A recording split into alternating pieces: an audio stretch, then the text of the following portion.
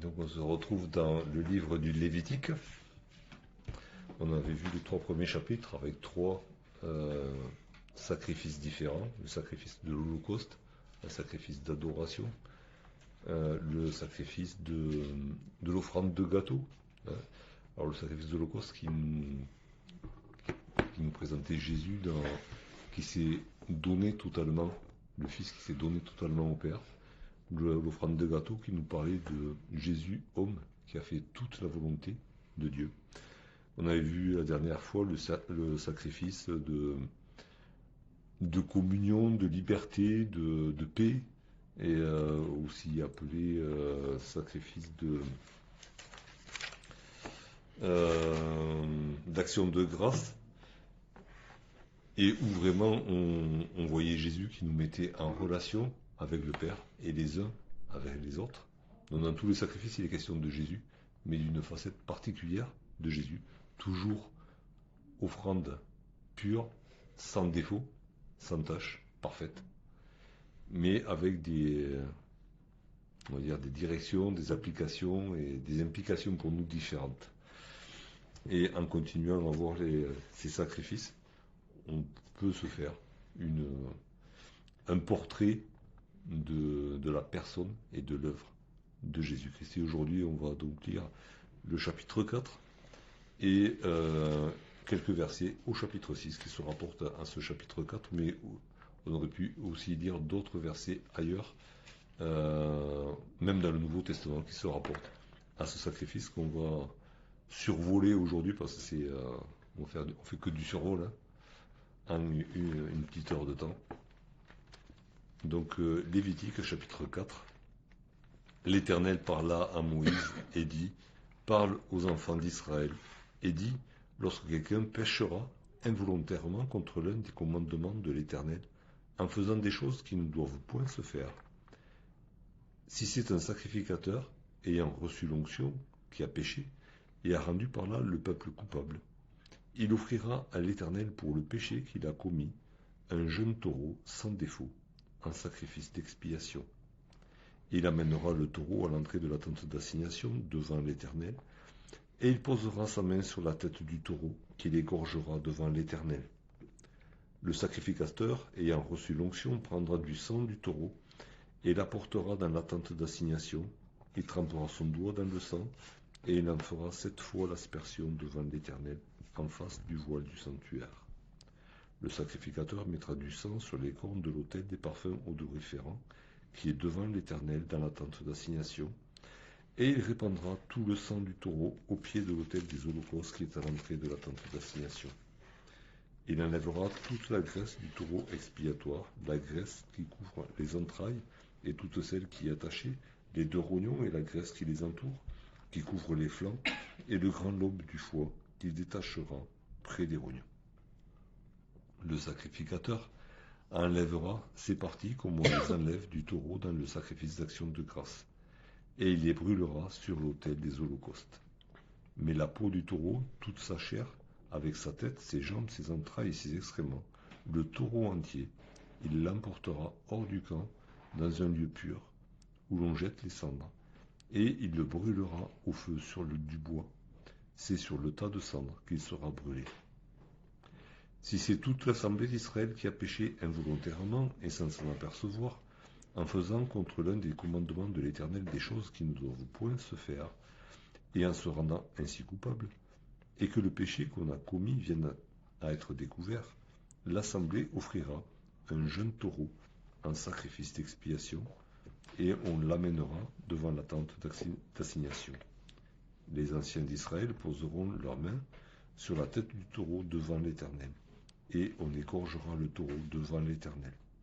Le sacrificateur ayant reçu l'onction apportera du sang du taureau dans la tente d'assignation, il trempera son doigt dans le sang, et il en fera 7 fois l'aspersion devant l'Éternel, en face du voile. Il mettra du sang sur les cornes de l'autel qui est devant l'Éternel dans la tente d'assignation, et il répandra tout le sang au pied de l'autel des holocaustes, qui est à l'entrée de la tente d'assignation. Il enlèvera toute la graisse du taureau, et il la brûlera sur l'autel. Il fera de ce taureau comme du taureau expiatoire. Il fera de même C'est ainsi que le sacrificateur fera pour eux l'expiation, et il leur sera pardonné. Il emportera le taureau hors du camp, et il le brûlera comme le premier taureau. C'est un sacrifice d'expiation pour l'assemblée.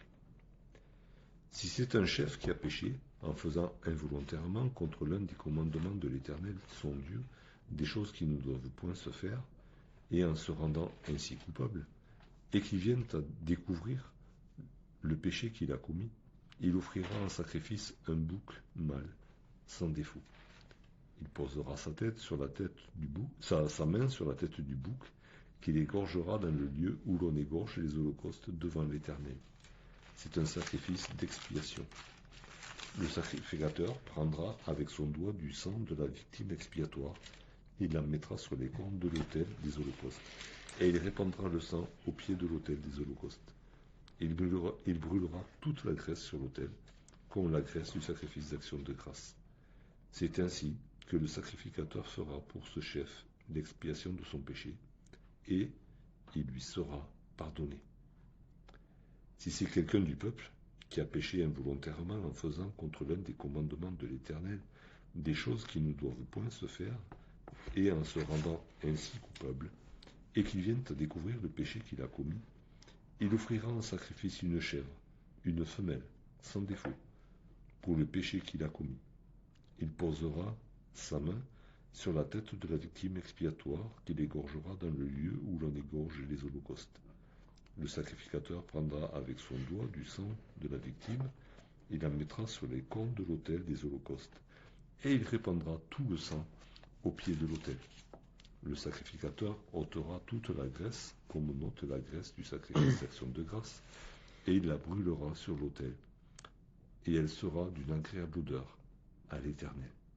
C'est ainsi que le sacrificateur fera pour cet homme l'expiation, et il lui sera pardonné.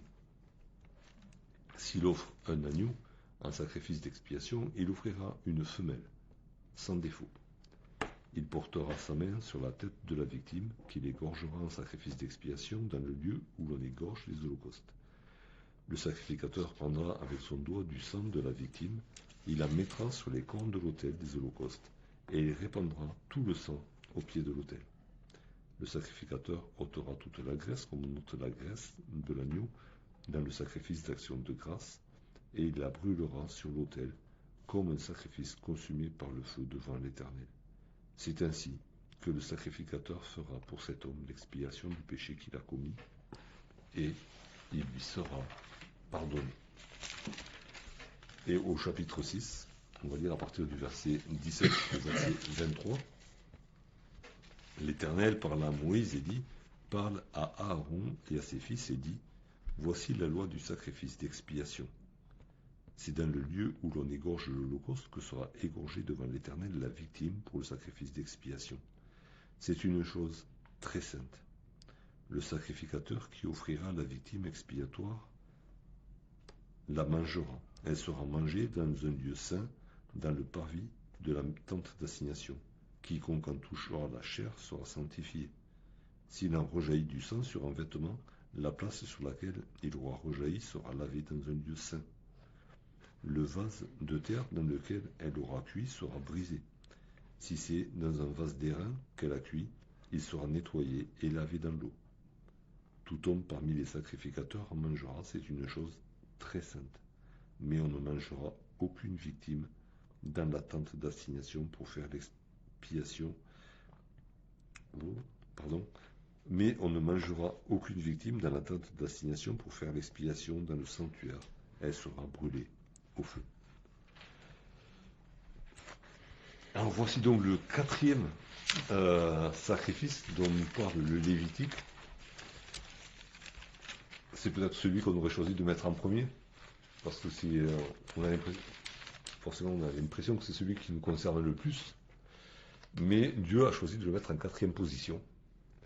Et on a vu la dernière fois que pour ce qui est de la loi relative au sacrifice, celui qui avait été mis en dernière position dans la loi, c'était le sacrifice de communion, puisque c'est celui qui va perdurer pour l'éternité.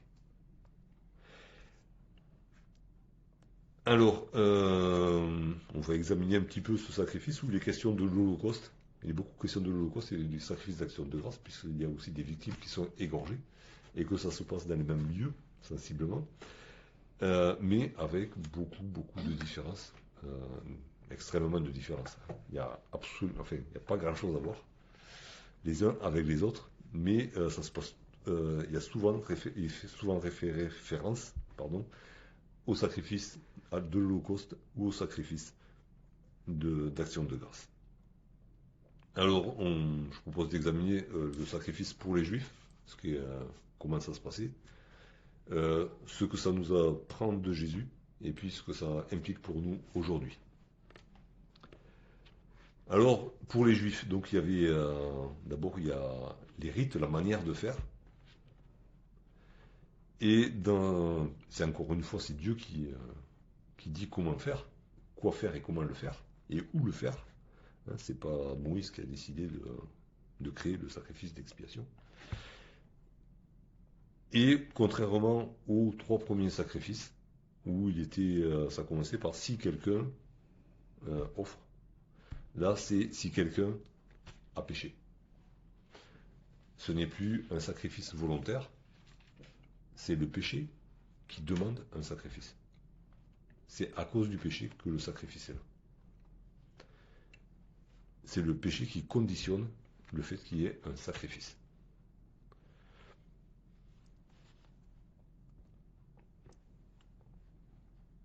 Du coup, le point commun, quand même, avec les autres sacrifices, c'est que la victime, elle doit être sans défaut.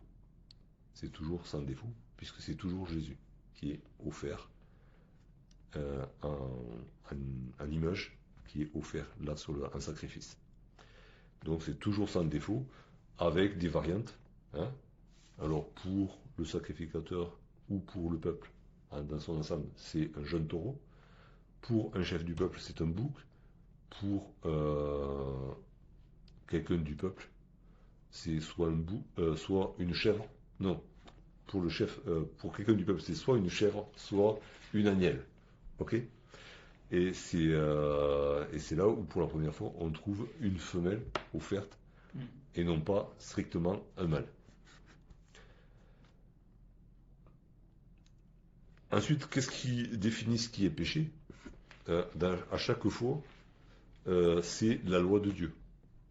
Ce n'est pas Moïse, ce ne sont pas les sacrificateurs, ce n'est pas le peuple qui définit ce qui est un péché, mais à chaque fois, il est question, alors, pas pour le sacrificateur, mais pour le peuple, pour le chef, pour les gens du peuple, il est question de quelqu'un qui aura péché en faisant quelque chose de contraire à la loi. Donc c'est bien la loi qui définit ce qui est juste et injuste, ce qui est pur et impur. Donc c'est bien Dieu qui définit ce qu'est le péché. Il est rajouté qu'en faisant cela, il s'est rendu coupable. Pour le sacrificateur, il est dit qu'il a rendu le peuple coupable. On va voir pourquoi après. Donc il y a péché, il y a culpabilité. Et après le sacrifice offert dans les règles, il y a le pardon. À chaque fois, il y a ce refrain et il lui sera pardonné.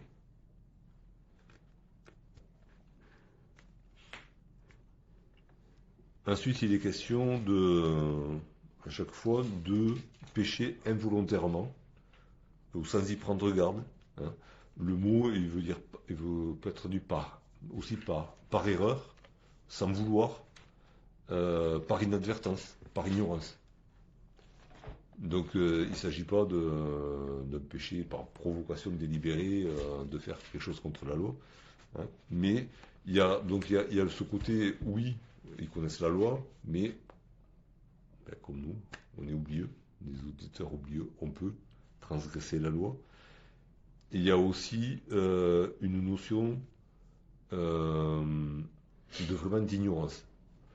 Et on peut rapprocher ça aussi du psaume 19. Au psaume 19, il y a cette prière qui est faite.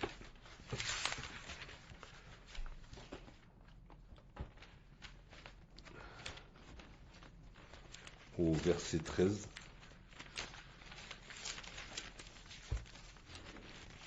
Qui connaît ses égarements? Pardonne-moi ce que j'ignore. Alors, encore une fois, c'est Dieu qui définit ce qu'est le péché. Et notre conscience, souillée par le péché, elle a des notions de bien et de mal, mais elles sont altérées par le péché. Et puis, on ne prend pas forcément le temps de s'examiner tout le temps, non plus. Et du coup, il y a des péchés qu'on ignore. Et là, le psalmiste demande à Dieu, pardonne-moi ces péchés que j'ignore. Parce que je ne les connais pas, mais je sais que j'ai péché. C'est sûr que j'ai péché. Je suis pécheur, donc j'ai péché. Alors pardonne-moi, même ces péchés que j'ignore. Donc un péché, quel que soit le péché et quel que soit l'état d'esprit dans lequel il est commis, que ce soit volontairement, qu'on en prenne conscience ou qu'on n'en prenne pas conscience, un péché est un péché. Et le péché demande expiation. C'est une offense à Dieu qui demande expiation.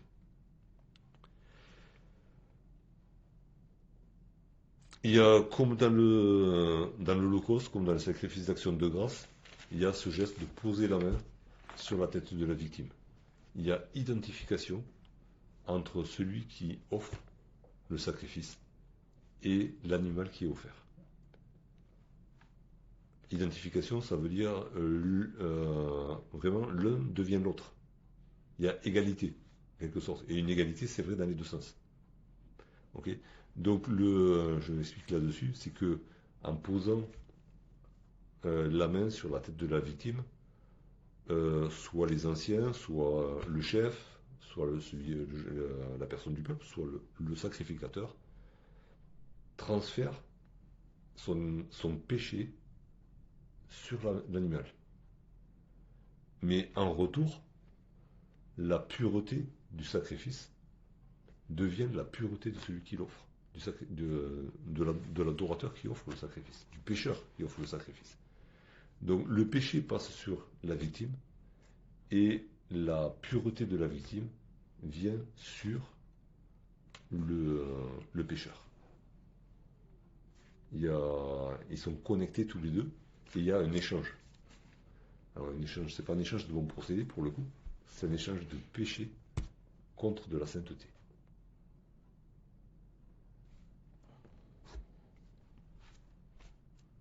De la justice et donc du pardon derrière. Le pardon est accordé en fonction de cette justice reçue.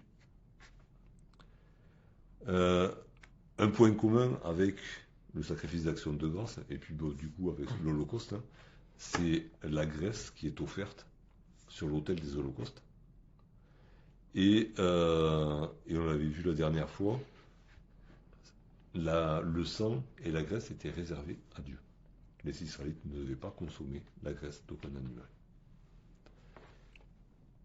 Et cette graisse, il est dit, alors c'est mentionné seulement pour le péché d'une personne du peuple, mais cette graisse qui est brûlée sur l'autel, qui est brûlée sur l'Holocauste qui a été offert auparavant, cette graisse, elle est d'une agréable odeur à l'Éternel.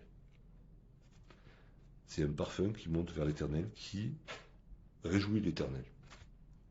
Par contre, le sang, dans les autres sacrifices, le sang était versé sur l'autel tout autour. Là, le sang, à part la partie qui est aspergée ou la partie qui est appliquée sur les cornes de l'autel, il est versé par terre. Il n'est pas offert sur l'autel.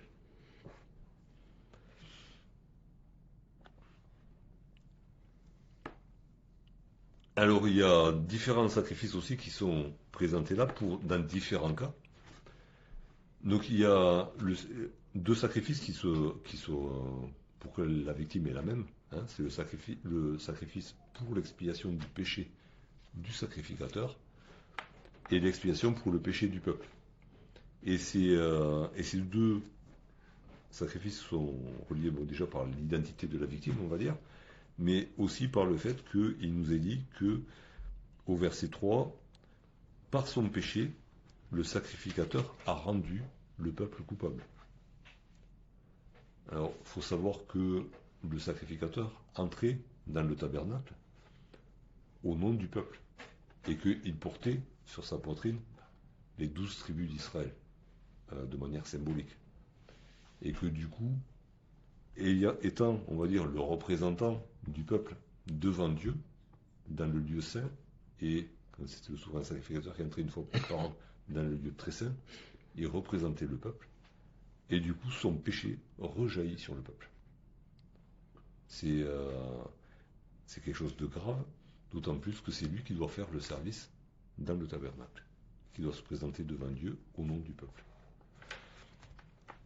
Donc son péché rejaillit sur le peuple, et du coup il est question aussi du péché du peuple dans son ensemble.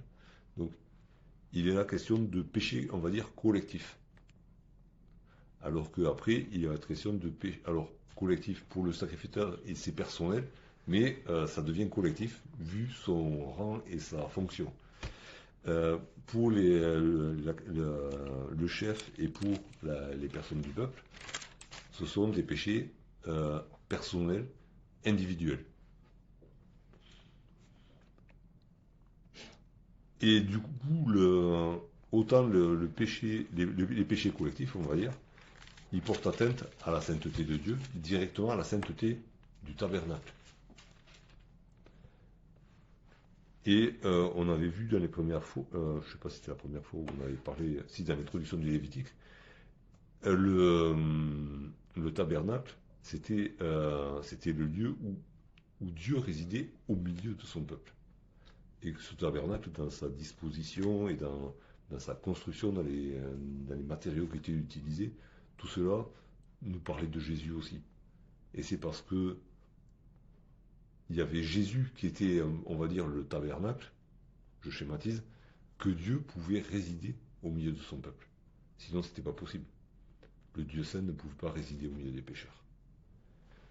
Mais du coup, le péché ayant rejailli, le péché du peuple, ayant rejailli sur la présence de Dieu au milieu du peuple, il y avait un grand malaise. Dieu, la maison de Dieu avait été souillée. Et du coup, il y a besoin d'un sacrifice spécial. Il y a besoin que le sang entre, le sang de la victime entre dans le sanctuaire, qui est aspersion de sang, qui est du sang qui soit appliqué sur l'autel des parfums pour rétablir, on va dire, Alors, Dieu n'avait pas quitté le peuple, mais on va dire que on était dans une phase critique. Et c'est là où tout était rétabli. Là, le tabernacle lui-même devait être à nouveau purifié pour pouvoir rétablir cette communication entre Dieu et le peuple. Dieu qui habitait au milieu du peuple. Donc il y a cette purification qui est faite à l'intérieur, et puis le sacrifice qui est offert à l'extérieur sous l'autel des holocaustes. Mais encore une fois, il n'y a que la graisse qui est offerte à Dieu. Tout le reste du taureau est brûlé à l'extérieur du camp. Il n'y a rien qui ne soit récupéré. La graisse est offerte sur l'autel, le sang est répandu devant l'autel, et tout le reste est brûlé. Alors toujours dans un lieu saint, puisqu'il y avait un lieu qui était réservé au centre des sacrifices, et qui du coup était sanctifié, parce que tout ce qui était offert à Dieu était saint, pour le coup. C'était pas jeté à la déchetterie collective de tout le peuple. C'était dans un lieu spécial pour les cendres des sacrifices, mais il était entièrement consumé en dehors. Il ne s'agit pas ici à rien à voir le sacrifice de communion où tout était partagé et avait donné lieu à des réjouissances. Là, c'est l'animal offert pour le péché est brûlé hors du camp.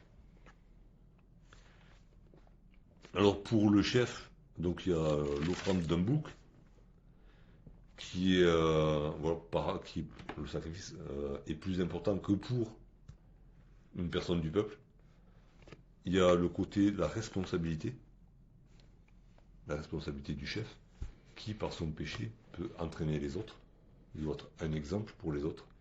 Dans le Nouveau Testament, il est question de reprendre les anciens devant toute l'assemblée aussi. Les anciens doivent être des modèles pour l'assemblée. Et si le modèle est bancal, ben, l'assemblée risque de partir dans le péché aussi. Donc le chef il devait se distinguer dans son sacrifice pour le péché. En tant que chef, ben, sa culpabilité, sa responsabilité était plus grande.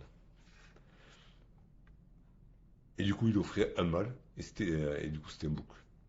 Il n'est pas question là d'un bélier, c'est un bouc. Et,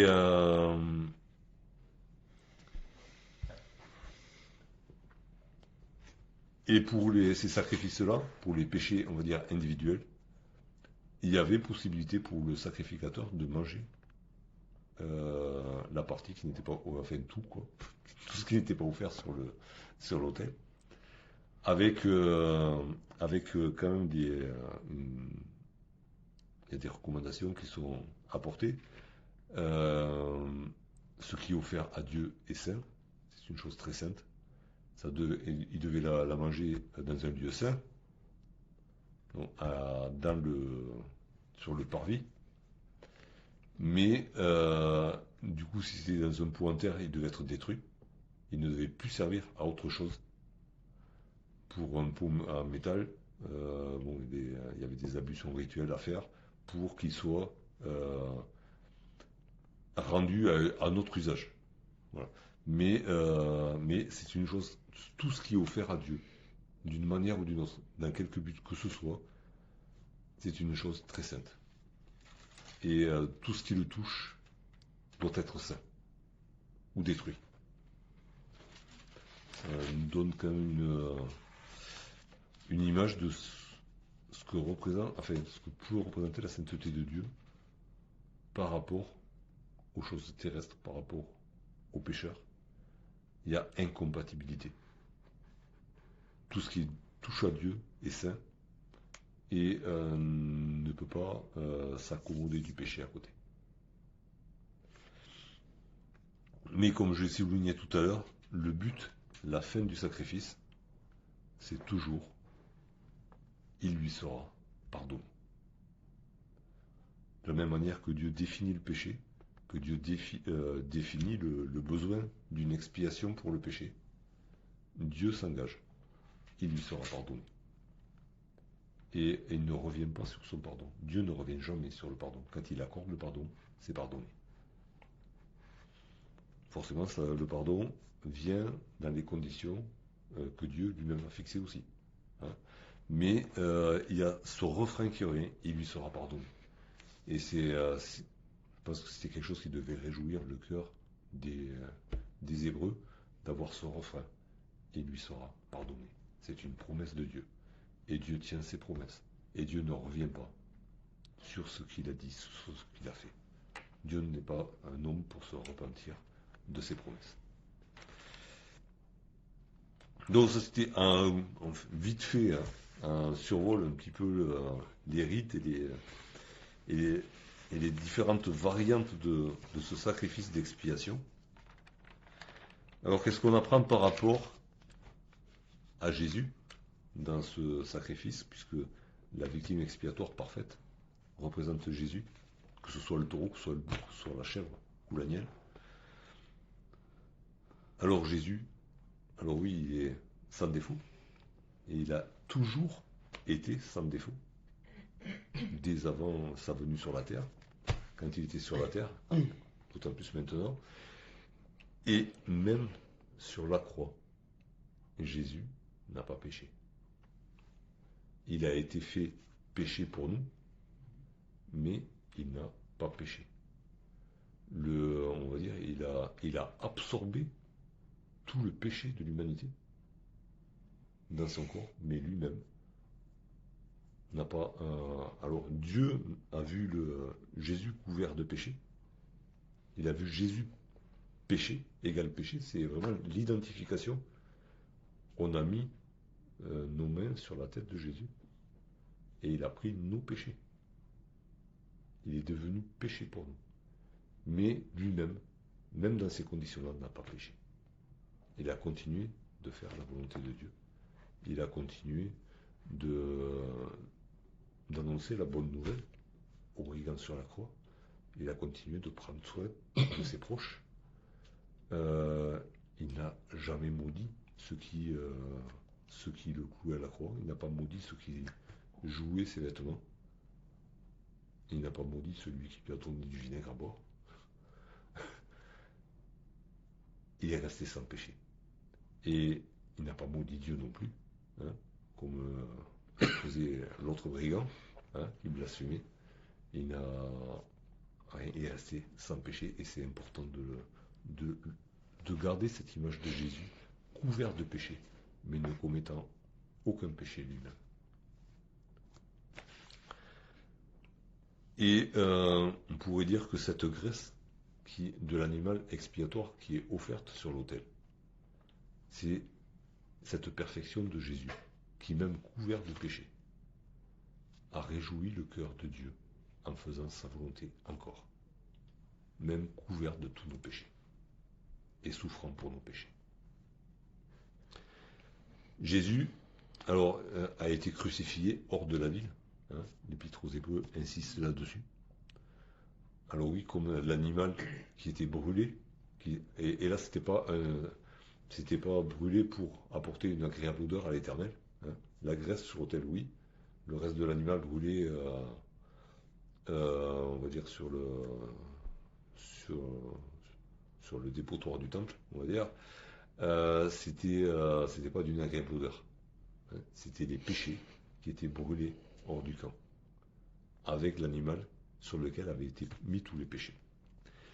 Et Jésus a été sacrifié hors de la ville, nous dit l'Épître aux Hébreux, parce que fait péché pour nous, et aussi parce que, en tant que juste, il était rejeté par les pécheurs. Il y a les deux réalités qui se rejoignent, mais du coup Jésus a été rejeté deux fois, hein, et par Dieu, et par les hommes. Par Dieu à cause de notre péché, par les hommes à cause de sa justice. Et il y a aussi, j'ai pas gardé la référence, mais vous allez pouvoir me la retrouver quand j'ai mis au propre mes notes. Le fait que Jésus, il a joué les deux rôles, hein, on le voit dans l'Épître aux Hébreux, il a été sacrificateur et victime expiatoire. Et il est entré dans un tabernacle qui n'est pas fait de main d'homme, nous dit l'Épître aux Hébreux, avec son propre sang pour faire l'expiation. Et c'est pour ça que l'expiation que Jésus a faite, qui a été faite dans un tabernacle céleste, avec son propre sang, qui est juste, qui est pur, de toute éternité et pour l'éternité, cette expiation, elle est éternelle. Cette expiation, elle est définitive. Cette expiation, personne ne peut la remettre en cause. Elle a été offerte par le souverain sacrificateur qui n'avait pas besoin d'offrir de sacrifice pour son propre péché, puisqu'il n'avait jamais péché. C'était un sacrifice parfait, offert par un sacrificateur parfait, et apporté dans la présence même de Dieu. Pas dans un lieu symbolique, mais dans la présence même de Dieu, dans le ciel. Et du coup, l'expiation que Jésus a faite, elle est éternelle, elle est parfaite, elle est incomparable.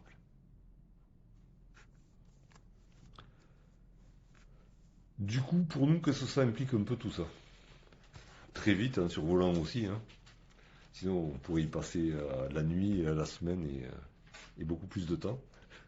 Et je pense qu'on peut y passer toute notre vie à contempler ces choses-là. Pour nous, il y a l'identification aussi. Et les épîtres de Paul nous en parlent en long, en large, en travers. On a été crucifié avec Christ, on est ressuscité avec Christ. Et dans d'autres passages, hein, des épîtres de Paul où il y a cette identification. Et du coup, si je suis identifié à Christ, par ce geste d'imposition des mains, où je transfère mon péché. Alors, forcément, je ne peux pas le faire avec Jésus, il n'est pas là physiquement, mais c'est spirituel. Je m'identifie à Jésus dans sa mort, donc je transfère mes péchés sur Jésus. Et Jésus me transfère sa justice. Et du coup, je suis une nouvelle création. Je suis recréé à l'image de Jésus. Quand Dieu me regarde, il voit Jésus. Parce que Jésus m'a donné sa justice, sa sainteté. Il a été fait pour moi justice. Et il est ma justice. Et du coup, étant recréé et transformé de jour en jour, s'il y a le fait qui est acquis, je suis une nouvelle création, et puis je suis transformé de jour en jour, ça c'est la marche de tous les jours, ben, j'ai reçu une conscience pure, que je dois garder. Hein, que je dois garder devant Dieu, mais cette conscience, elle est nettement plus sensible au péché que ne l'était la conscience que j'avais auparavant. Et elle devient de plus en plus sensible à l'horreur du péché, à mesure que j'apprends à connaître la parole de Dieu, à mesure que j'apprends à connaître la sainteté de Jésus. Cette conscience, on va dire, elle s'affine. Et du coup, j'ai de plus en plus en horreur le péché. Et de plus en plus, j'arrive à saisir de mieux en mieux. Et il va me falloir du temps, mais jusqu'à la fin, pour saisir la perfection de Jésus. Sa parfaite justice, sa parfaite sainteté, sa parfaite pureté, qui a contrebalancé l'horreur du péché, qui a couvert le péché, qui a enlevé le péché, qui a balayé le péché, qui a lavé le péché. Et du coup, plus j'ai en horreur le péché, et plus je suis en adoration devant la perfection de Jésus,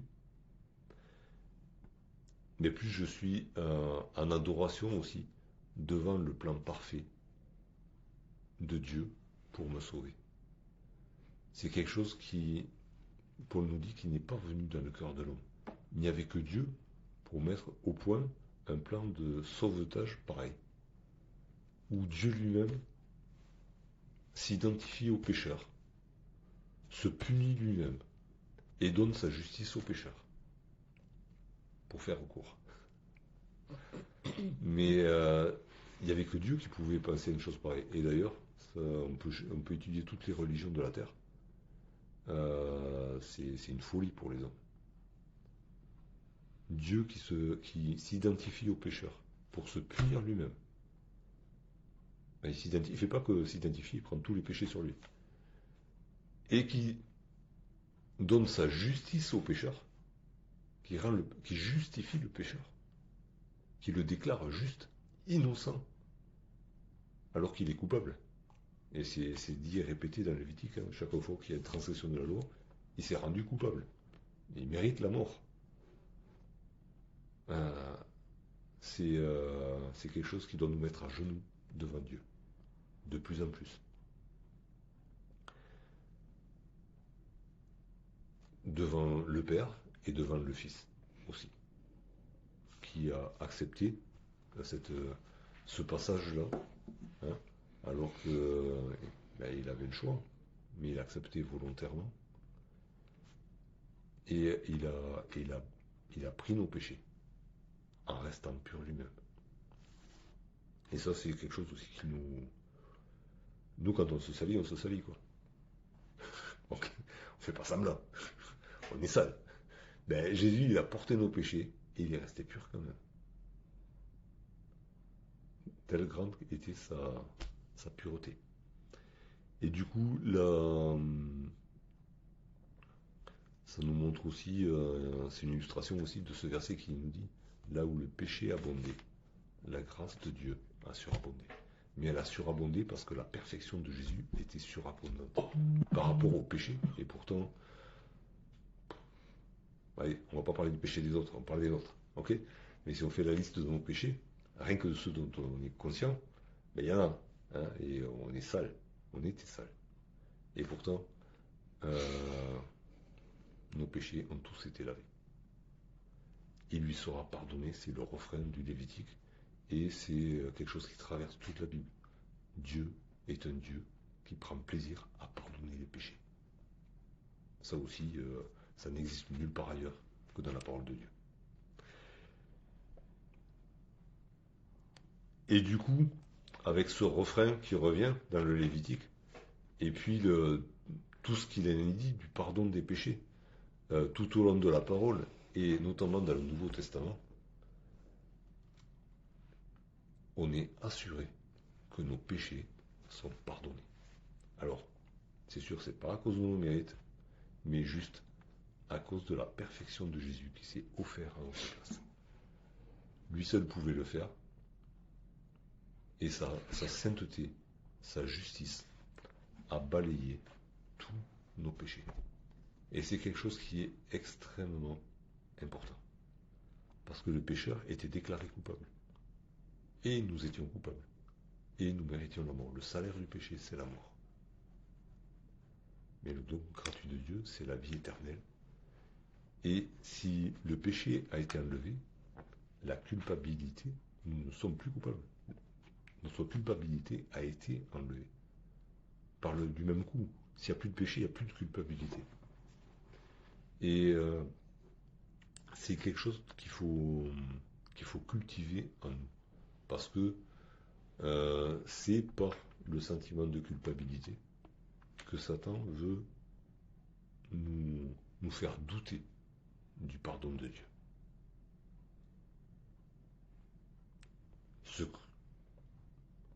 Ce que nous avons fait, ce que nous avons dit, ce que nous avons pensé, c'est réel.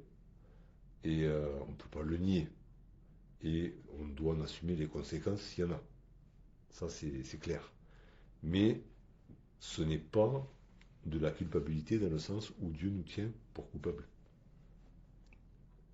Personne n'a le droit d'accuser un pécheur pardonné. Même pas le pécheur lui-même. Ça serait faire offense à Dieu qui a pourvu à notre salut, ça serait faire offense à la perfection du sacrifice de Jésus. Donc quand on se présente devant Dieu, pour lui offrir les 3 premiers sacrifices qui nous ont été décrits, on ne peut le faire que si on a été réellement pardonné, bien sûr, mais on ne peut bien le faire que si on est pleinement conscient du fait que nous ne sommes plus coupables. Le sentiment de culpabilité n'a pas de place dans un sacrifice d'adoration, dans un sacrifice de reconnaissance, dans un sacrifice de communion. C'est pas possible. Quand je me présente devant Dieu, je suis pardonné et je n'ai plus de culpabilité. Alors, oui, il est question de péchés qu'on pourra commettre à nouveau. Et il est question, par exemple, dans les recommandations de l'apôtre Paul, avant de prendre le repas du Seigneur, de nous examiner nous-mêmes, de nous juger nous-mêmes, on l'avait vu la dernière fois, et ensuite de participer. Une fois que le péché est pardonné, il n'y a plus aucun obstacle à la communion avec Dieu, à la communion avec les frères. Mais c'est vraiment quelque chose de très important. Si on se présente devant Dieu, pour quoi que ce soit, avec un sentiment de culpabilité, alors si c'est une réelle culpabilité parce qu'il y a un péché qui n'a pas été confessé, alors confessons le péché. Mais si le péché a été confessé, la culpabilité n'a plus de place devant Dieu. C'est une insulte à Dieu.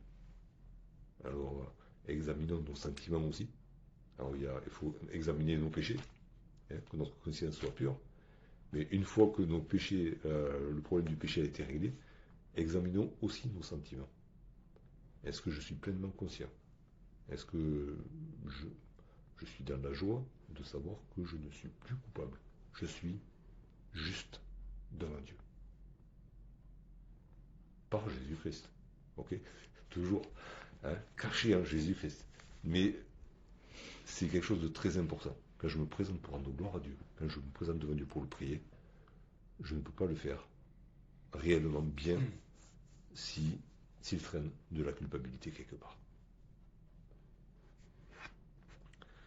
Alors, rendons gloire à Dieu pour ce plan de salut inconcevable si ce n'est par lui, où Jésus dans sa perfection a absorbé tous nos péchés, a souffert pour eux, est mort à cause d'eux, a souffert le jugement de Dieu et nous a donné sa justice éternelle.